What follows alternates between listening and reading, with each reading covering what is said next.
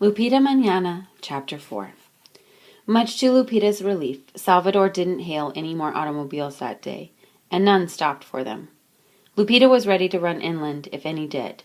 They sat down twice to eat on rocks beside the road. Behind them, a mile or so away, mountains rose up to a sharp blue sky. At their second stop, Salvador warned her, "Be careful. Watch for scorpions under the rocks and for víboras, rattlesnakes, lying on top of them." "Si, Salvador," Lupita replied. Then she asked, "Where shall we stop tonight to sleep? Can we find a place that will be safe?" Thinking of the robbers, she added, "I had not thought our own people would rob us." Salvador laughed. "No. If a person has money, anyone will rob him. Tonta, fool." At sunset, they came across a ruin of a half-finished concrete block building. It was surrounded by high weeds and cacti, and inside some wild pigeons roasted. "Here, we will sleep here," Salvador announced after he had scouted a small room for scorpions or tarantulas. "We will sleep in the corner over there." He pointed to the corner nearest the door. "What if someone comes here tonight?" Nodding, he pointed to another door leading out to the back of the ruin. "There are 2 doors. We can go out the other one then. Now lie down and sleep, Lupita." Lupita lay down with the sack of food between herself and the wall, and Salvador lay down beside her. "I wish we had a blanket," she said wistfully. "Should we make a fire?" There were matches inside the food sack, too. "You don't need blankets in September. Go to sleep. A fire could bring someone here. Perhaps we will hear coyotes, but pay no attention. They won't come in here. If one does, I will shout at him." "Salvador," Lupita moved closer to her brother.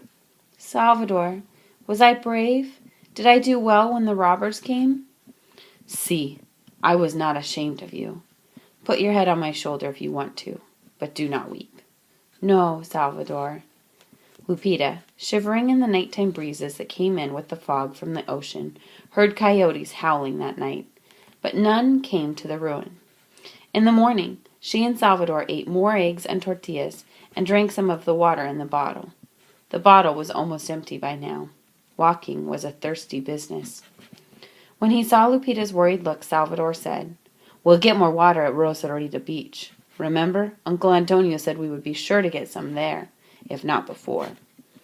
Once more, they took to the road, walking north toward the United States border. Again, they did not seek rides, and no one stopped to offer one, although many cars passed them.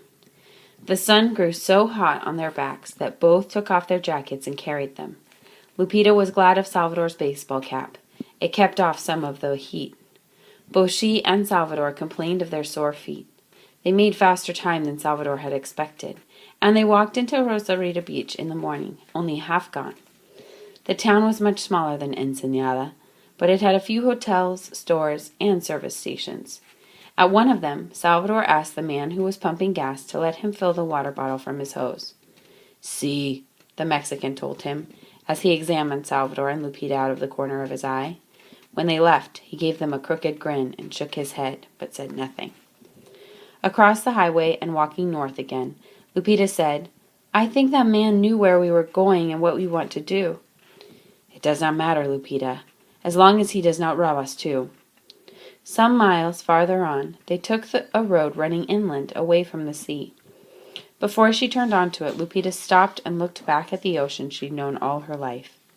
In the late afternoon, it was purplish blue beneath a flaming golden sun. She murmured, "Papa, Papa," then spun about and ran to catch up with Salvador. As they approached Tijuana, they saw more and more automobiles of varied colors, shapes, and sizes. When the cars passed them, they created gusts of wind that Lupita felt as blows on her body. Some 5 miles from the city, she spied an enormous circular building, a stadium where bullfights took place. By the time the bullring was out of sight behind them, it was dusk. As they walked along the highway, some cars came perilously close, as if the drivers were playing a cruel game with them. Over and over, she and Salvador jumped onto the roadside. While Lupita prayed, Salvador cursed and shook his fist at the disappearing cars. It was full dark when they came into Tijuana, walking beneath the steep hills on the right side of the road. Lights twinkled around them. People lived on hills here, too, as they did in Ensenada. Salvador refused to gasp at his first view of Tijuana's central district, but Lupita stood awestruck. Never had she seen so many lights. White, red, green, and yellow neon signs, all blinking and flashing. The shop windows were alight, filled with displays of gleaming silver or leather goods. Never had she heard so much noise. Street vendors were shouting from their prices. Drivers were honking their horns, trying to get other drivers out of their way. Cars were squealing to a stop at red traffic lights and then roaring off again at the green ones. The loud, bouncing music of trumpets and guitars came at her from every direction. Every shop they passed blared music. The street was crowded with people, Mexicans and Americans, more gringos than Lupita had ever seen before. There were young ones and middle-aged ones and even old ones, gringos all, with their yellow hair and light brown hair and even hair as red as chili peppers. One, a young woman, pointed at Lupita as she and Salvador stopped to stare at a winking nightclub sign of bright pink and red lights. The gringa spoke to her companion, a man her own age, and then they both chuckled. Lupita became afraid. What was this woman saying? Was she about to make trouble for her and Salvador? She reached out for her brother's hand, but could not find him by her side. Where was Salvador? He had been there only an instant before. Where had he gone? Lupita looked about frantically for Papa's black and white coat. Ah, there was Salvador, standing a distance away from her, looking at something on the wall of a building. Running over to him, she gazed up too, her cheeks flaming. Lupita looked down at the sidewalk. There was a color photograph of a long-haired woman, wearing a red, spangled costume that covered even less of herself than the bathing suits the gringa tourists wore in Senor Aguilar's swimming pool. To her brother, she read the name over the picture. Lupita Lasso. Her name! She dances in there, Salvador gestured to the half-open door in the theater. Lupita looked directly at his face, not the shameful photograph, and said, Salvador, we must find a place to sleep. My feet are very sore. I cannot cross over the border tonight. Salvador turned away from the photograph and said with a laugh, Her name is Lupita too. All right, I won't look any more. She's old anyway. My friend who was here in Tijuana says there's a park.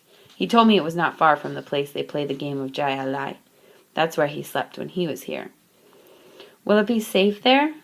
He said the police come there so often to inspect that he found it hard to sleep at all. Bueno, I am tired.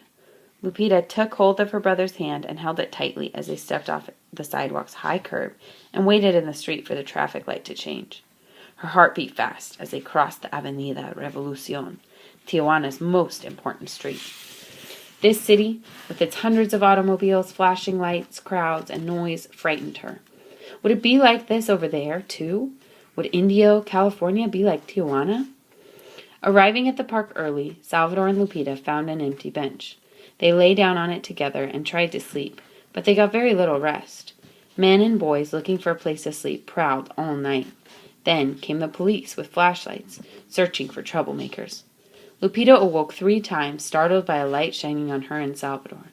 Satisfied by the sight of the 2 boys, the police moved on through the park. Just before dawn, a cramped and aching Lupita listened in spite of herself to the conversation of the 2 men sitting on the bench to her right.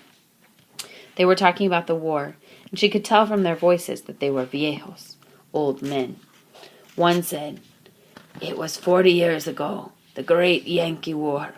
That was when we were invited to go over there and work in their fields. The gringos took us in buses, and they kept us in houses and fed us. We were called braceros then, and we made much money. Those were good old days. Do you hope to go over there again? The other asked. See, the men laughed in the dark. Who does not hope to go and make much money? Do you? No, I am too old now. I have no family over there. Do you? Si, a son and 2 nephews. I will go mañana to visit them, and then in 3 days I will come back. You will not try to find work? No. He chuckled.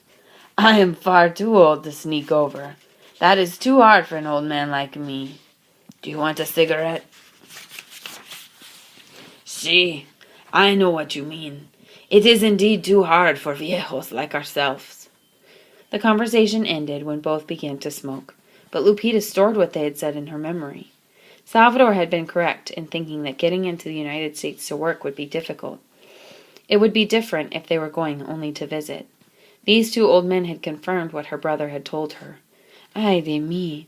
She had hoped he would be wrong. Breakfast in the park consisted of the final 2 tortillas and eggs, and the last of the water. Lupita stuffed the bottle into the sack with the matches and put it into her jacket pocket. Let's go to the border now, Salvador told her. We can see what goes on there. Obediently, Lupita arose and followed him out of the park. There were no flashing neon signs in Tijuana by day, but the music still blared from the shops. After Salvador asked directions of a small boy, they crossed the Avenida Revolucion and turned onto the Boulevard Cajatenco. Then they crossed over the dry bed of the Tijuana River onto a road that led past the district called the Colonia Libertad. Early as it was, a stream of cars headed in the same direction. As the two approached the border, they saw that many of the automobiles had parked. People were getting out of them and walking along the roadway and sidewalks. Ay de mi! The expression of dismay burst from Lupita as she looked at the border checkpoint.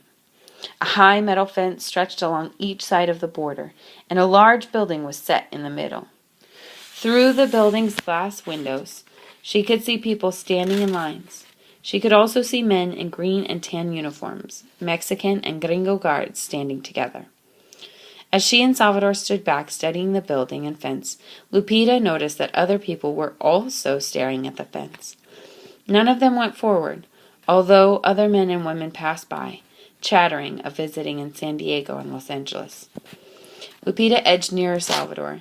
Do you know a way to cross over? No, not yet. We just arrived here, remember? He gave her an annoyed look. We'll go back into Tijuana and ask around. People there must know many ways. Salvador, we have eaten all of our food. Buy more. We can find a shop that sells food. On the way back to the center of Tijuana, Lupita ducked into an alley and opened a seam in her jacket. She took out some pesos, which she handed to her brother. And then she pinned the seam back together with a safety pin. At the first grocery store they passed, they bought a box of crackers and a can of refried beans, which the shopkeeper opened for her. That would feed them for 2 days, Lupita estimated. She put the food carefully into the cloth sack, and then the two of them went out into the Avenida Revolucion. For all his pretended bravery, Lupita saw that Salvador was too shy to ask anyone how to cross the border. Everyone moved so fast and with so much purpose here, not the way they did in Ensenada. Even the midday siesta time spent in the park seemed shorter than at home. Though footsore from their long journey, Lupita and Salvador investigated Tijuana's major streets from one end to another. What things they saw! Women selling bunches of great orange, yellow, and scarlet paper flowers, men selling menudo, a spicy tripe dish from a cart, even a wild-haired fire-eater who took a swallow of alcohol, put a lighted torch into his mouth, and blew red flames towards passerby. Fearing that her baseball cap would ignite, Lupita clutched it to her head, turned, and ran away. The fire-eater, amused, yelled at Salvador to catch his little brother before he ran south all the way to Mexico City. Afterward, they wandered past another bull ring to Chile, Número Uno, and Calle Tercero, always looking for someone who seemed friendly and who might have time to talk with them. Suddenly, on Calle Tercero, Salvador stopped in his tracks as he walked ahead of a weary, lagging Lupita. He stood rooted in front of a shop window. What interested him so much? Lupita caught up to him, and she gasped aloud at what she saw. A hat! A charro hat! Big and wide, glistening with gold and silver braid. Beneath this magnificent hat lay a pair of silver spurs with huge gold-plated star-shaped rowels. Lupita heard her brother sigh, and she nodded.